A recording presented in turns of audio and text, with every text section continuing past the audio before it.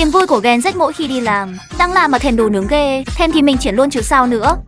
Ui, tôm đâm đau quá. Hôm nay thèm tôm thì làm tôm xiên cay luôn đi. BBQ phiên bản full tạp in. Mấy em tôm này đang xỉu vì lạnh đây mà. Ê, nó tỉnh rồi kìa. Tiện tay mượn luôn cái nồi chiên không dầu trong kho công ty.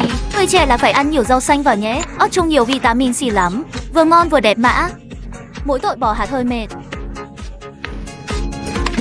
Tôm chắc là chín rồi đây. Giờ cho cánh gà vào nướng riêng thêm một lúc nữa. Mời bà bạn cùng bàn thử trước xem ngon không nhé. Cánh gà cũng xong xuôi rồi đây.